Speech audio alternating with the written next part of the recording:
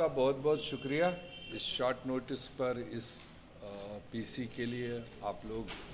इतनी तादाद में आए उसके लिए शुक्रिया। हमारे साथ मौला राम जी है, farmer minister, vice president Bhalla साहब हैं, योगेश जी हैं, मनमोहन सिंह जी हैं, रजनीश जी हैं और बाकी सारे साथी हैं। बेसिकली आज की ये जो प्रेस वार्ता है ये एक अहम मुद्दे को लेकर आपको तकलीफ देना पड़ा। मुद्दा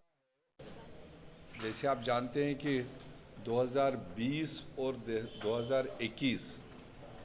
कुल मिलाकर पूरे देश में, पूरे दुनिया में कोविड सिचुएशन से सारी दुनिया को झेलना पड़ा और भारत को भी उसका खामियाजा जिसको कह सकते हैं उठाना पड़ा। और जैसे जैसे ये कोविड-19 की सिचुएशन उत्पन्न हुई थी देश दुनिया में, तो मेरे ख्याल से हिंदुस्तान में पहला और अकेला लीडर था श्री राहुल गांधी जी, जिन्होंने वेल इन एडवांस अपनी सरकार को इंफॉर्मेशन दी थी कि ये जो महामारी आ रही है और इसके लिए सरकारों को जिस पैमाने पर तैयारी करनी चाहिए थी या जो स्टेप्स लेने चाहिए इस महामारी से रोकने के लिए, बचने के लिए, शायद उस दिन तक बिल्कुल भी सरकार को इसका एहसास नहीं था। उस वक्त भी आप बेहतर जानते हैं कि बड़े बड़े लोगों ने ट्रोल किया और सोशल मीडिया में अलग अलग चीज़ें आई, मगर वक्त आते आते आपने देखा कि पूरे देश ने जो सहा और जिस तरह की मतलब परेशानियां देश में हुई कोविड स्टेज 1 में भी, उसमें तो चलो सोच भी सकते थे कि ये एक ऐसे वक्त पर इस तरह की बीमारी आई है कि शायद देश दुनिया को उतनी पैमाने की तैयारी नहीं थी, जानकारी नहीं थी। और फिर उस फेज़ 1 में जिस तरह से नुकसानात हुए, जिस तरह से लॉकडाउन लगाया गया, उसमें जो डेली अर्नर्स हैं, जो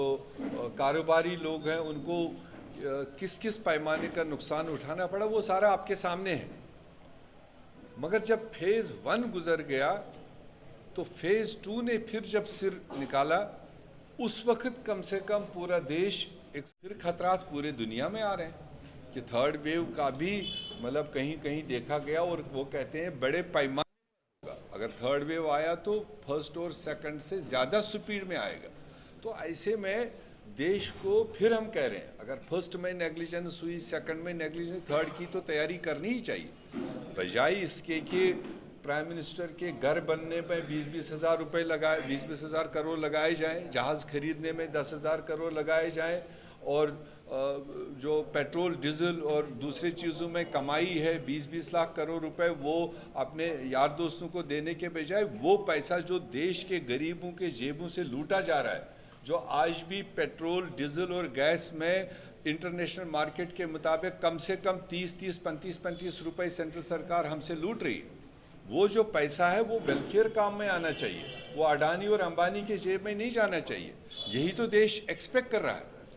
इसीलिए तो देश सह भी रहा है इतनी महंगाई, और शायद सोचते हैं कि हमारे जेब से निकाला जा रहा है, कहीं ना कहीं हमारे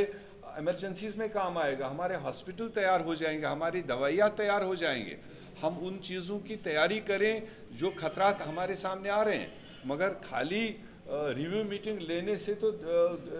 देश के लोगों की जान नहीं बचनी है, उस डायरेक्शन में उनको कुछ अमली इक़दामात उठाने पड़ेंगे, ये हमारी डिमांड है। ऊपर आगे मेरा उसमें इतना ही कहना है, जो भी कोई सरकार कोई भी कदम उठाए, कोई भी कानून बनाए, जिनके लिए वो सोचता है कि मैं उनकी भलाई के लिए ये कानून बना रहा हूँ, किसी तबके के लिए, और उस तबके को ऑन बोर्ड लिए बगैर जब आप बनाओगे, उनकी उसमें सहमति नहीं है, उनको उसमें महसूस ही नहीं हो रहा है कि ये हमारे फ़ायदे के लिए है,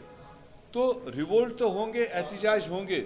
और किसानों को मैं फिर एक बार मुबारकबाद दे रहा हूँ, उनकी यूनिटी ने, उनकी इस तपस्या ने